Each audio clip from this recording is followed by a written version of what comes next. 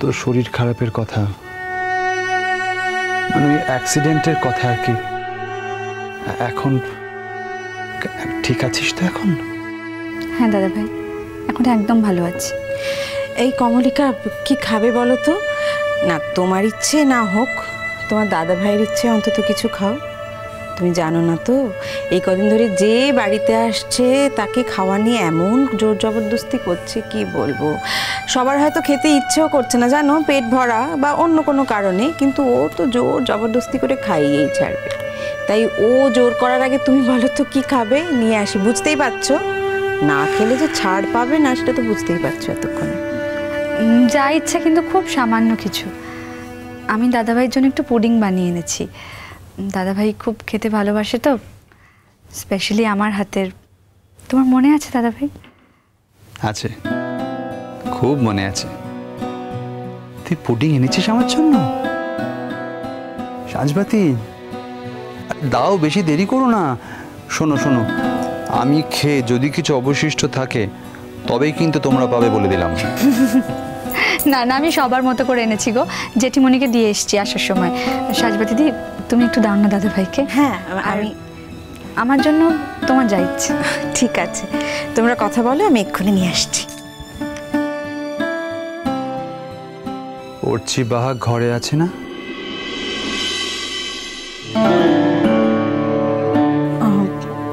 আছে বোধহয়। কেন?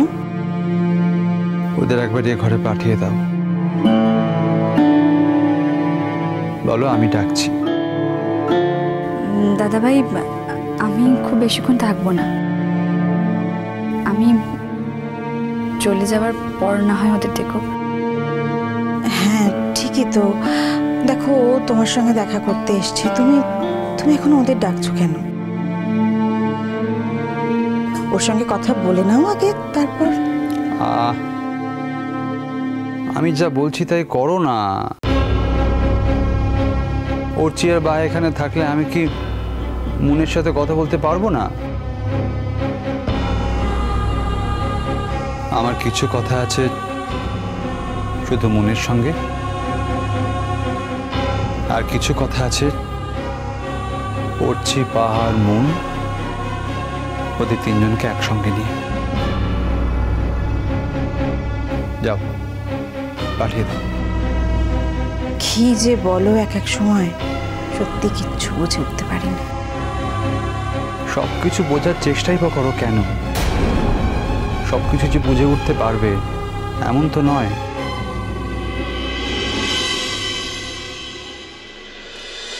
আমি কিন্তু শুধু তোমার সঙ্গে কথা বলবো বলেই এসেছিলাম। আমিও তো তোর সাথেই কথা বলবো,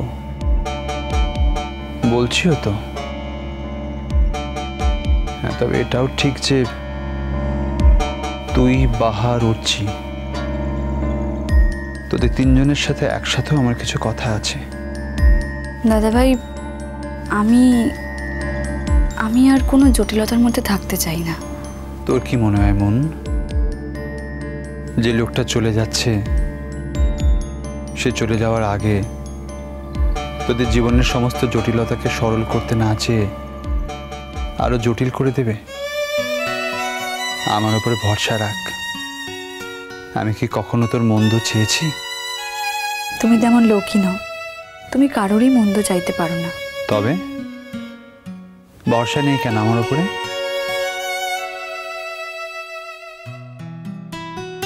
এই তো সাঁঝবাতি এসে গেছে। কি হলো, ডেকেছো ওদের? ডেকেছি রে বাবা, ডেকেছি। উফ, মাঝে মাঝে এমন অস্থির অস্থির করো না।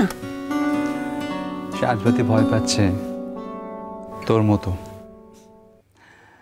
ভাবছে আবার কি একটা ভুল করে বসবো আমি।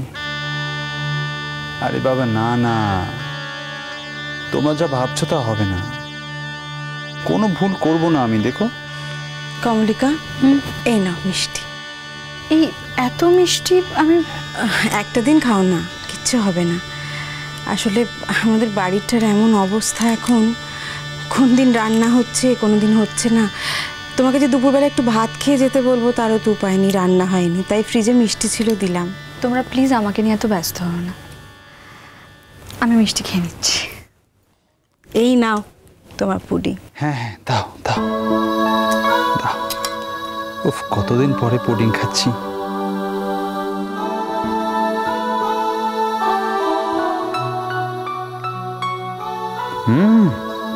লাভলি, দারুণ হয়েছে সত্যি। মন, এটা দেখে ফিল করলাম যে পুডিং কিন্তু আমি এখনো আগের মতোই ভালোবাসি। সবটা খাও, ফেলো না। পাগল, এমন উপাদেয় খাদ্য কেউ ফেলে?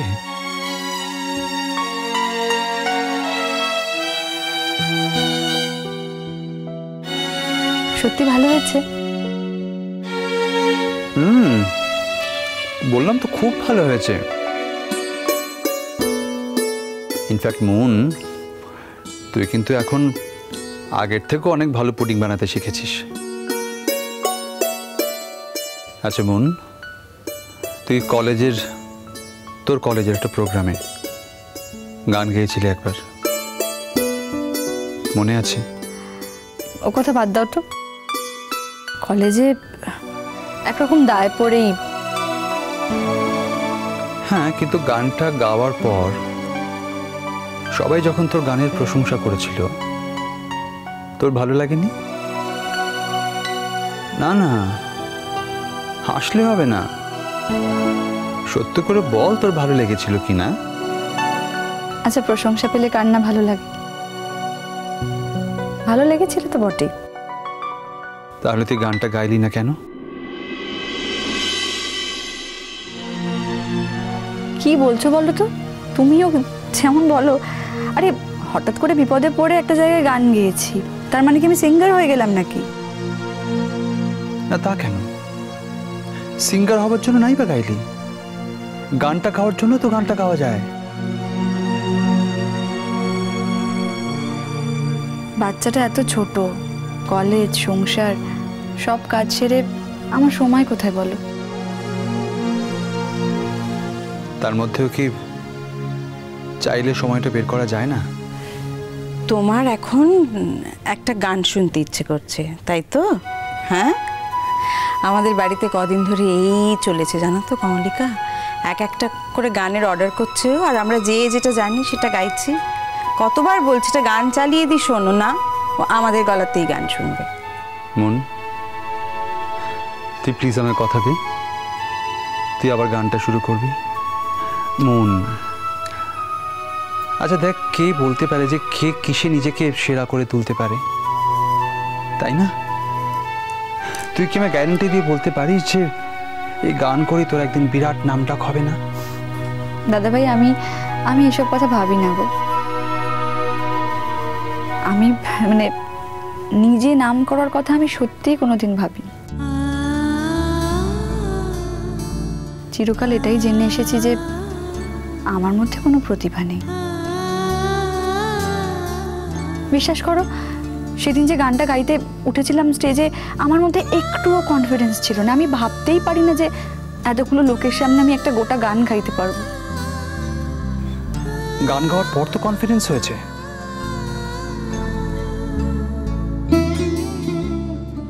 হ্যাঁ, সেটা হয়েছে একটু। মানে এখন যদি কেউ একটা গান গাইতে বলে, আমি একটা গান গেয়ে দিতে পারবো। বেশ তো, বলছি শোনো একটা গান। জানি তো, তোমার কাছে গান শুনবে বলেই এতক্ষণ এত কথা বলছিল। আচ্ছা, কি গান শুনবে বলো? যদি আমি জানি আমি শোনাবো। জীবন ও মরণের সীমানা ছাড়ায়ে বন্ধু হে আমার রয়েছ দাঁড়ায়, শোনাবি?